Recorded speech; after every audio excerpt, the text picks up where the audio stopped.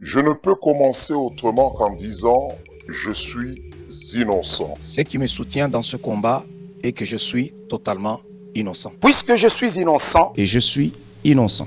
je suis innocent. En Tanzanie, j'avais pour habitude de voler le lait en poudre à la maison et mon père me disait toujours que le nombre de fois que je répétais n'avoir rien fait équivalait au nombre de tacs que j'allais avoir sur les fesses. Mais en même temps, il pensait aujourd'hui j'étais le seul enfant qui volait de la bouffe à la maison, donc je comprends pas pourquoi il s'amusait à jouer au Sherlock Holmes. Défie-toi! Vas-y, mets-le. Bonjour Internet, comment allez-vous? Moi, très bien, merci de demander. Donc, c'est ma première vidéo de l'année. Yay! Ah, bah c'est pas trop tôt. Avant de commencer, je veux tout simplement vous souhaiter bonne chance, hein, étant donné toute la merde qui s'est passée durant les 2 dernières années, il y aura pas de bonne année. Non, il y aura pas de bonne année, ça sera bonne chance, essayez de survivre. Et on commence la vidéo.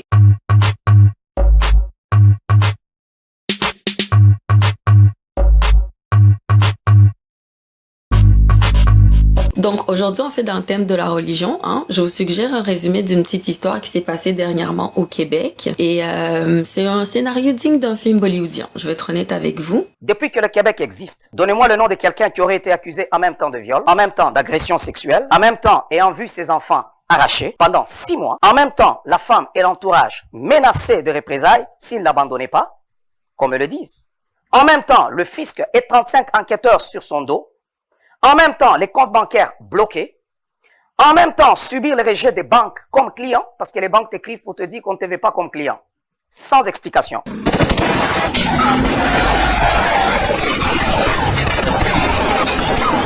Au départ, j'avais prévu faire cette vidéo pour les temps des fêtes. T'as vu l'heure? Attends, tu te fous de ma gueule ou quoi? Mais avec le temps, vous allez apprendre à me connaître. Je suis une personne extrêmement flemmarde. Mais nous y voilà aujourd'hui.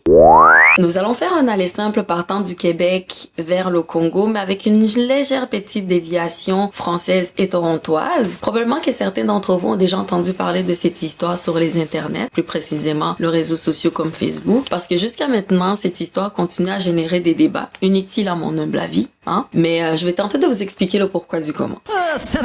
Pour commencer, sachez que je n'ai aucune idée de qui est cette personne. C'est-à-dire, j'ai jamais assisté à aucun de ses cultes, aux mêmes conférences, j'ai jamais mis les pieds en son église et je l'ai jamais rencontré face à face. Cela dit, je fais cette vidéo en qualité d'une croyante, parce que oui, je crois en beaucoup de choses, anciennement pratiquante, même si c'était sous obligation. D'ailleurs, pour les chrétiens qui vont écouter cette vidéo, j'aimerais savoir si le fait d'avoir été à l'église sous obligation, est-ce que ça me donne quand même quelques points au paradis? Même si je t'avais délivré des démons. On mourra toutes les deux en enfer, mon ange.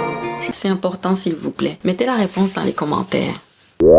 Voici l'homme qui a réussi à capter l'attention de la communauté noire au Québec malgré une pandémie mondiale. Mais pour être bien honnête avec vous, c'était bien assez divertissant. Mais commençons au commencement avec un petit résumé historique de notre personnage principal. Mais comme je suis pas plus bête que le voisin, je suis allée sur son site internet, j'ai fait copier-coller bien évidemment. Et il se présente comme suit. Donc, le révérend Paul Mukendi est le fondateur et président international du ministère Paul Mukendi qui compte plus de 37 500 personnes ayant adhéré comme membres de son ministère. Hein? Attends, j'ai aucune preuve tangible de ces 37 500 membres, mais on va juste aller évaluer à partir de leurs réseaux sociaux qui est leur réseau de communication principal et voir ce que ça donne. Il paraîtrait que je prêche bien. On me dit non, que je prêche bien, tout ça. Alors montrez-le-moi à travers les partages, parce qu'une personne qui prêche bien, comme vous le dites, ne peut pas parler à une audience où il n'y a pas beaucoup de partages comme ça. Normalement, quand une chose est bonne, on cherche à partager afin que les autres aussi puissent goûter à ces choses-là. Je sais pas pour vous, je suis pas une experte dans le domaine étant donné que j'ai seulement 160 abonnés sur ma chaîne YouTube, mais il me semble qu'il y a beaucoup trop d'abonnés pour la quantité de vues qu'il y a au final. Je soupçonne que certains ont peut-être été achetés, mais c'est une supposition, j'y connais rien. Revenons à la présentation. Il est par ailleurs un conférencier international, un homme d'affaires, un consultant sollicité par plusieurs milieux, notamment les églises, les hommes politiques et les gens du milieu des affaires. J'ai l'impression que c'est la présentation d'un influenceur déguisé en pasteur. Et je sais pas si vous avez remarqué dernièrement comment tout le monde se considère international. J'ai le sentiment que dès que tu fais Vancouver, Montréal, automatiquement, tu as fait le tour du monde. Allô? Ayant sillonné plus de 50 pays pour répandre l'évangile de Jésus-Christ, les messages du révérend Paul Mukendi sont accompagnés de miracles puissants qui viennent libérer, édifier, restaurer, guérir et transformer la vie des gens. Bon, le mythe du guérisseur maintenant. Je peux juste déclarer, elles étaient stériles. Il y en a qui ont eu des enfants. Il y en a qui étaient malades, qui ont reçu la guérison. Il y en a qui avaient besoin de délivrance. Ils ont obtenu la délivrance juste à travers une déclaration. Pourquoi? C'est l'huile qui est sur ma vie, c'est l'huile qui est sur ma tête.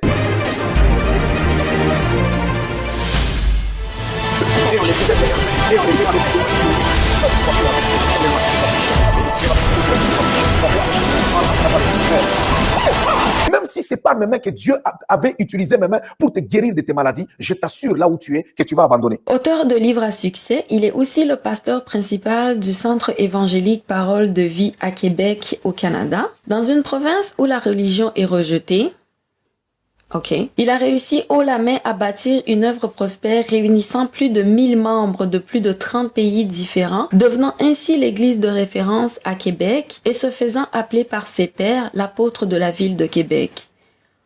Oh! Mais l'église de référence en quelle matière?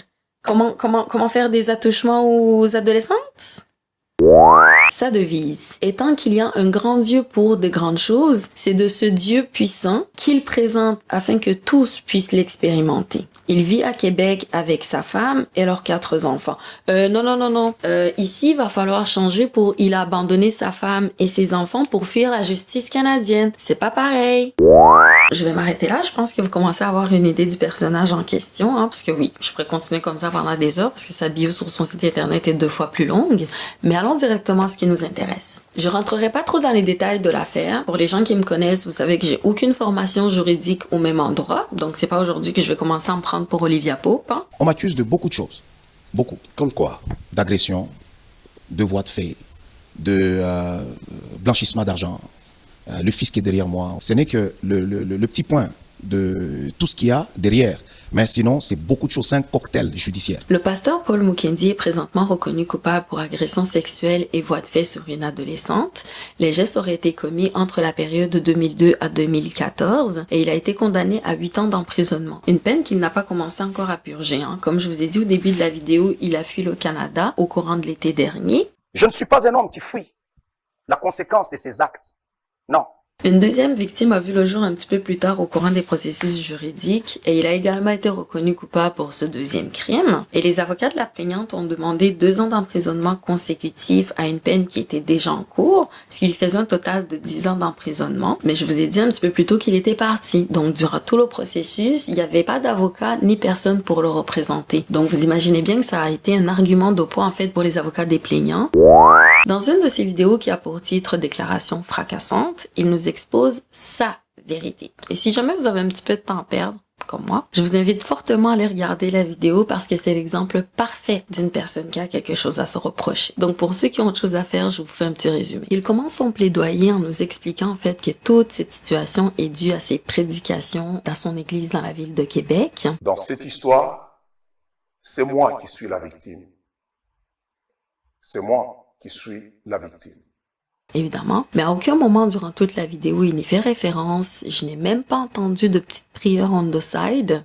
Rien. Je n'ai pas entendu de référence biblique ou même de verset qui a été cité durant tout son discours. Et ça me fait quand même poser des questions sur cette soi-disant mission qu'il a sur cette terre. On n'est pas tous pareils. On est tous des êtres humains, oui. On est tous des humains, oui. Mais ce qui me rend spécial en ce moment, c'est l'huile de Dieu sur ma tête. Moi, quand je me mets à prêcher, bien aimé, Dieu m'a fait don de la parole. Dieu m'a fait don de la parole. Et non seulement Dieu m'a fait don de la parole, non, je suis un homme de Dieu aujourd'hui que le Seigneur a établi. Ça veut dire que je peux faire des caprices pour prêcher. Je peux arriver aujourd'hui, je dis, je vais prêcher demain ou après-demain, parce que les gens attendent que je prêche.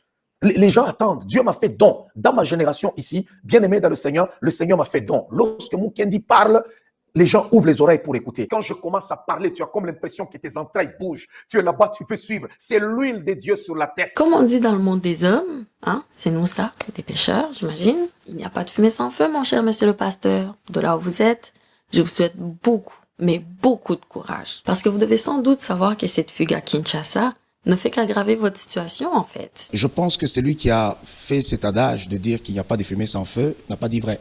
Parce que Jésus-Christ dit qu'on vous serait accusé, traîné devant les tribunaux à cause de mon nom. J'ai très peu de souvenirs des Écritures dans la Bible, mais il me semble avoir déjà lu une histoire comme quoi Joseph avait été accusé de viol par une femme. Pourtant, lui, il n'a jamais fui en abandonnant sa femme et ses enfants. Hein. Je pense pas que ça soit réellement un comportement digne d'un homme de Dieu, monsieur le pasteur. Un homme de Dieu que tu vois, parce qu'il y a homme de Dieu et homme de Dieu. Il y a des hommes de Dieu entre guillemets. Mais en même temps, qu'est-ce que j'en sais, hein? Puisque j'ai arrêté d'aller à l'église à l'âge de 13 ans. Khalabashende. Vous voyez, je parle déjà votre langue. Ronda ba shekerebe ababoba. Ronda ba shekerebe ababoba. Ronda ba shekerebe ababoba. Ronda ba shekerebe ababoba. Ronda raba shekerebe ababoba. Ronda ba shekerebe ababoba. Rokama shika. Ikama kuroba shika. Renda ba shika rababoba. Ronda baya bababa. Ronda baya bababa. Ronda baya bababa. Ronda baya bababa. Ronda baya bababa. Ronda baya bababa. Ronda baya bababa. Uraba shanda rabashanda.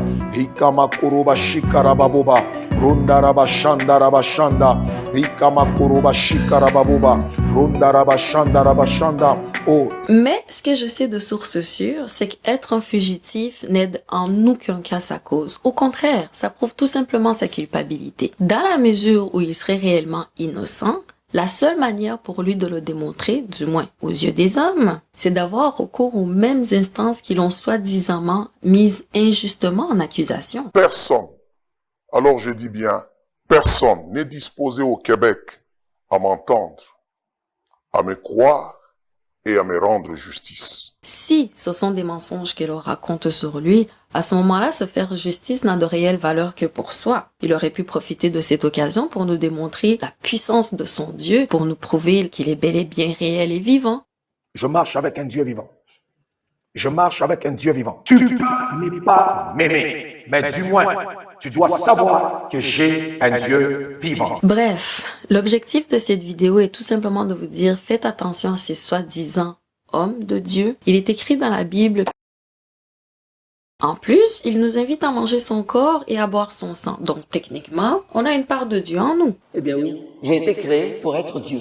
Je vous l'ai dit, vous êtes des dieux. Jésus a confirmé la chose. Créés à l'image de Dieu, nous sommes appelés à être des dieux. Oui. En réalité, si vous avez besoin de parler à Dieu, sachez que vous n'avez pas nécessairement besoin d'aller dans une église ou vous faire guider par qui que ce soit. Souvenez-vous que ces pasteurs ne détiennent pas la clé du paradis. Ce sont des hommes comme vous et moi. Si je parle, c'est un miracle. Je suis un miracle. En faisant les recherches pour cette vidéo, j'ai découvert que la communauté congolaise au Québec faisait circuler une pétition pour que Monsieur Paul Mukendi puisse être jugé même au Congo pour les crimes qu'il a commis au Canada. Donc je vais essayer de vous la retrouver et vous la partager dans le bas de la vidéo si jamais vous voulez la signer. C'est la fin de cette vidéo. Dites-moi dans les commentaires, est-ce que vous aimeriez avoir une deuxième partie? Parce que oui, il y a encore beaucoup, mais beaucoup de choses à dire sur Monsieur l'apôtre. Monsieur le révérend parle d'écrire un livre sur son histoire et même de produire un film. Comment j'ai fait pour arriver ici? C'est un grand mystère et je réserve ce mystère-là dans la sortie de mon prochain livre sur toute cette saga judiciaire au niveau de Québec. Et je vais l'expliquer en long et en large et avec beaucoup de détails. Je pense que parti comme ça, j'ai du contenu pour mon compte YouTube pour l'année à venir. Hein? N'hésitez pas à vous abonner sur ma chaîne, partager la vidéo avec vos cousins, cousines, grand-mères, tantes, oncles, toute la famille. Toute la famille sans exception. Prenez bien soin de vous et à la prochaine. Je ne veux pas cesser de me battre.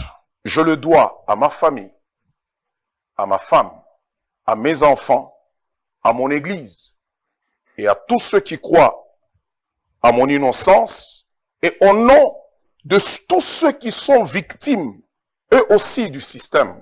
Et aujourd'hui, je dirais aux membres du ministère Paul Mukendi et à tous ceux-là qui me soutiennent dans le monde, tenez ferme, ne faiblissez pas, la bataille n'est pas encore terminée. Dieu ne ment jamais, la victoire est certaine.